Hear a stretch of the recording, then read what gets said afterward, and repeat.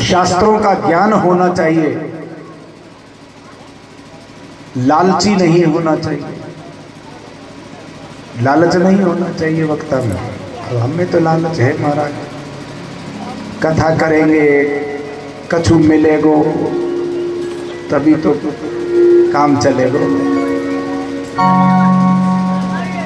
बताया वक्ता लालची नहीं होना चाहिए, ज्ञानी होना चाहिए, विद्वान होना चाहिए, शास्त्रों का ज्ञान उसके पास में होना चाहिए।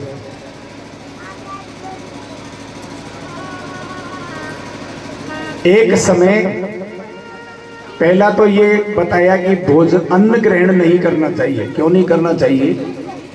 कि अगर देखा जाए तो सबसे ज्यादा अगर नशा होता है तो अन्न में होता है। भूखे पेट कभी किसी को नींद आती है क्या? नहीं आती है ना। और भोजन किया, प्रसाद लिया, तुरंत नींद आना चालू हो जाता है। अब सब लोग क्या है, अभी वो करके आए ना, तो कईयों की आंखें यूं हो रही है, दिख रहा है हमें।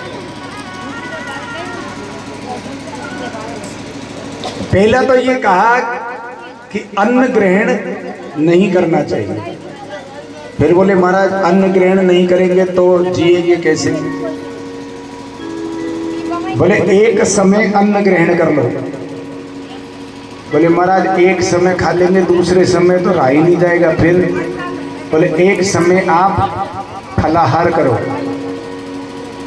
अल्पाहार करो, हल्का भोजन करो। हल्का खाओगे ना नींद नहीं आएगी। अगर 4 रोटी खाते हो तो 2 रोटी खाओ, नींद नहीं आएगी। 4 खाओगे तो ही नींद आएगी। और अगर 5 खा ली तो परेशान हो जाओगे, फिर भी नींद नहीं आएगी। तो एक समय फलाहार करने का और एक समय भोजन करने का ऐसा नियम रखना चाहिए। किसको नहीं रखना चाहिए? ऐसा नहीं है, सभी को नियम रखना चाहिए। किसी किसी को छूट भी होती है। छूट किस किस को है? बालक, वृद्ध और रोगी। बालक के लिए कोई रोक नहीं, दिन में 5 बार खाओ, लेकिन भगवान की कथा सुनो, भगवान का कीर्तन सुनो, भगवान का कीर्तन करो। दिन में 5 बार खाओ, कोई बालक के ऊपर रोक नहीं। खूब खाओ, खाओगे पियोगे तो शरीर में ताकत आएगी, बलवान बनोगे। वृद्ध, जो वृद्ध हैं उनके लिए भी छूट है, वो भी भोजन करें, दिन में 4 बार करें, कोई रोक नहीं। और एक रोगी, क्योंकि रोगी को औषधि की आवश्यकता होती है, और यदि भूखे पेट हम औषधि लेते हैं, दवा लेते हैं, तो वो नुकसान करती है। इसलिए कुछ खाकर दवा लेनी चाहिए। तो इसलिए रोगी के लिए भी कोई रोक नहीं है। बालक, वृद्ध और रोगी, ये दिन में कितनी बार खाओ, कोई दिक्कत नहीं है। जहां तक हो वहां तक एक समय भोजन करें, ताकि निद्रा रानी, निद्रा देवी हमें परेशान ना करे, नींद नहीं आए। और भी कई नियम बताए। सुंदर मंच सजाना चाहिए। कथा के बीच बीच में भगवान नाम का संकीर्तन होना चाहिए। कथा के बीच में जितने भी उत्सव आते हैं,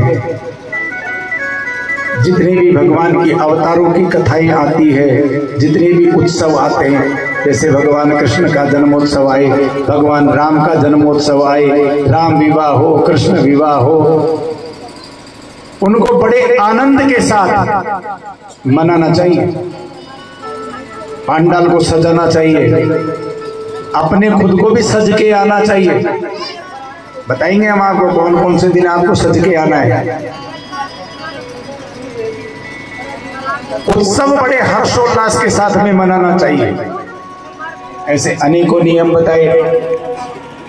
फिर बोले महाराज वक्ता के लिए तो आपने कई नियम बता दिए, श्रोता के लिए सुनने वाले के लिए भी तो कोई नियम होने चाहिए। तो कहने लगे कि भैया श्रोता 3 प्रकार के होते हैं। कौन कौन से प्रकार के? कि एक होते हैं श्रोता, एक होते हैं सरोता और एक होते हैं सोता।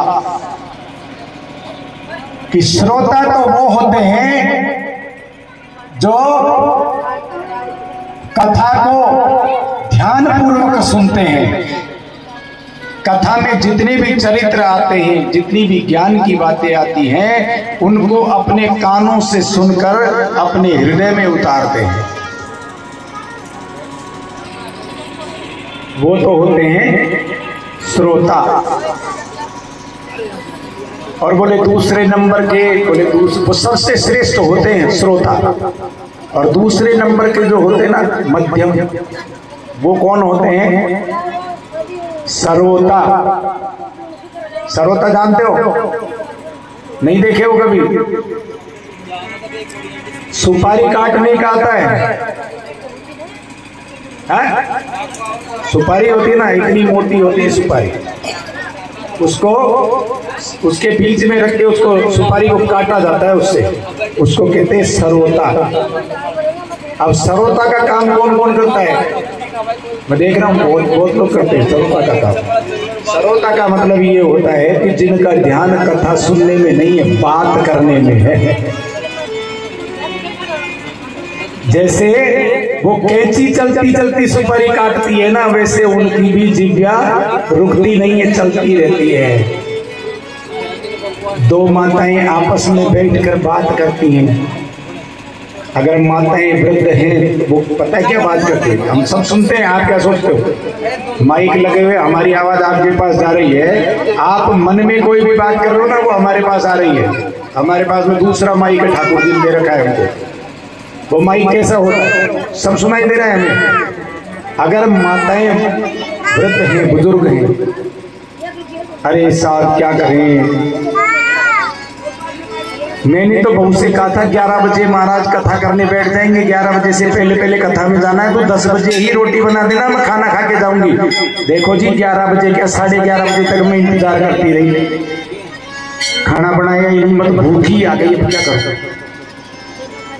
दूसरी करिए, अरे मैं देखो कल कलश यात्रा में भी गई, कलश भी लेके आई, इतनी दूर पैदल चली, वजन सिर पे रख के, और कार्यकर्ता भी ऐसे थे जिन्होंने कलश को पूरा भर दिया, वजन ज्यादा हो गया, और नंगे पैर चली, मेरे तो पैरों में छाले पड़ गए। और 3 घंटे वहां कथा भी सुनी, और वहां से यहाँ घर पे आई तो बहू ने पानी का नाम भी नहीं लिया, चाय भी बना के नहीं पिलाई। और अगर माताएं अगर कम उम्र की हैं, युवतियां, मेरी सास ऐसी है, मेरी ननद ऐसी है, मेरी पड़ोसन ऐसी है, वो ऐसे बातें मत किया। आप लोग तो नहीं